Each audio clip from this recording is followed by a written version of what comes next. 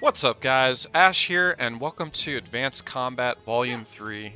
Here we are with Albus on 50 Violent and today we're going to be covering Adjacent Combat.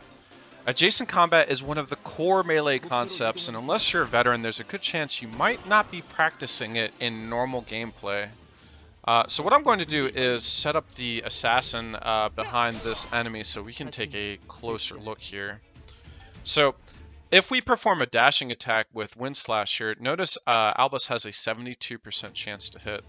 And if we scroll over to hit chance, you can see, he's getting the 2-set bonus from the golden set, Swordmaster, 1 strike, 1 head, known enemy, and chance to win, along with his aim bonus. So if we add those all up, 1 and 3, 4, 4 and 5, 9, 9 and 5, 14, 14 and 10, 24, plus 87 hit base hit chance, put him at about 111, give or take. And then on the flip side, the assassin actually has 36% dodge, which is certainly respectable. And then we're paying a distance penalty of 3% for about 38, 39% or so. And that's how you get roughly your 72% hit chance. The problem with all this is that where is Albus's Dazzling Blade? When attacking, decreases enemies' dodge by 10%. Where is Albus's Field of Swordmaster? Basically when in melee range is going to be, shredding 50% dodge and 30% block, right? So if we go back, we're actually, instead of doing a dashing attack with Wind Slash, we're going to move right next to him or adjacent combat. And all of a sudden now we have 100% chance hit rate. So you'll notice now Field of Swordmaster is now being taken into account, 15%. Dazzling Blade is now being taken into account. That's 10%. So that's a bonus 25% hit chance. And if we go back, you can see at 72% here, you're not seeing Field of Swordmaster. You're not seeing Dazzling Blade.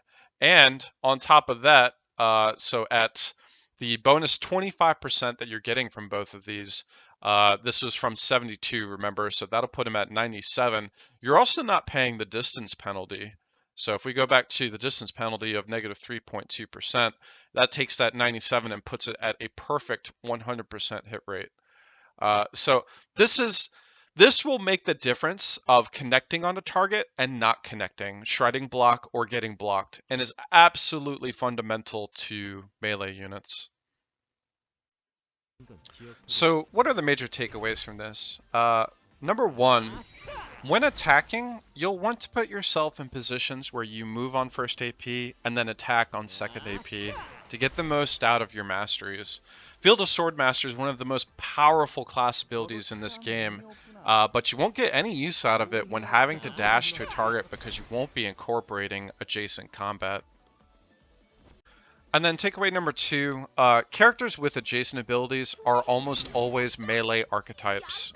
Think Albus, Alisa, Leton, Irene.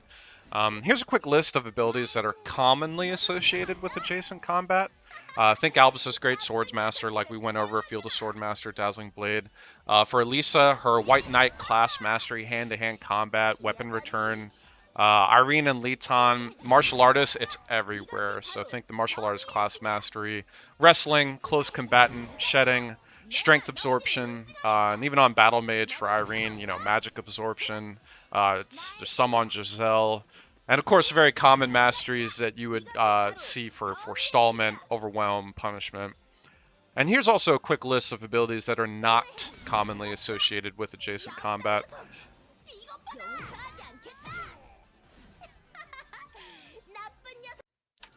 Along the lines of adjacent combat, Forestallment is one of the first major responsive attacks that you receive in-game and continues to be an excellent staple for characters like Albus, who gets guaranteed criticals from abilities like Sen no Sen. But enemies also receive Forestallment, and right here Leton gets attacked by this scoundrel's Forestallment before Leton gets to attack. Let's do a more in-depth overview of what I like to call jumping attacks. Here we are on Sanson's first story map, and one of the most common enemies in the DLC are Black Clown masks. Every Black Clown mask has an ability called Smashdown, of which I classify as a jumping attack. Jumping attacks are not classified in the game. Many dashing attacks are jumping attacks, such as Alisa's Wood Chop or Leton's Frost Crescent Kick. But there also exists jumping attacks that are not dashing, such as Irene's Fifth Form Snatch. Jumping attacks are interesting because they change the order of operations for Forestallment. Whoever is using a jumping attack on an opponent with Forestallment will instead get First Strike. This can visually appear wrong in game. Right here, we can see Leton doing a Forestallment on a Black Clown Mask using his Smashdown jumping attack that at first glance looks like Leton got First Strike. However, as you can see, the Black Clown Mask did in fact get his swing off from the dodge indicated.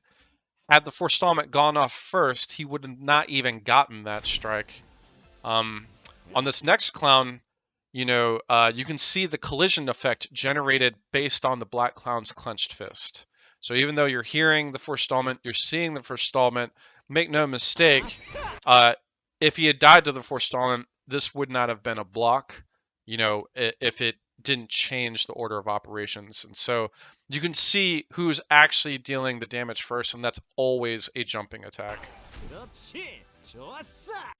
So what are the major takeaways from this? Number one, jumping attacks allows both you and enemies to circumvent Forestallment effects and get First Strike. This is generally great for one-on-one. Two, the order of operations is slightly altered in ranged responsives. Right here we have BB doing Wind Explosion, which is considered a jumping attack onto a Thod to take him out first. However, notice the gunner here fires off Close Suppressive Fire. This then triggers Freeze Kron to auto fire support and triggers the Sniper to fire support. However, notice a Thod did not fire support. Very interesting. Takeaway number three, if you're the one using the jumping attack, you can avoid taking damage entirely from a Forestallment if the target dies. And then takeaway number four, if the attacked target from a jumping attack lives, they will get to use Forestallment and any other related abilities that they have like they normally would, like seen earlier with Leton. Anyway, hope you guys enjoyed the video. If you did, please like and subscribe. Follow me on Twitch and YouTube, and until next time.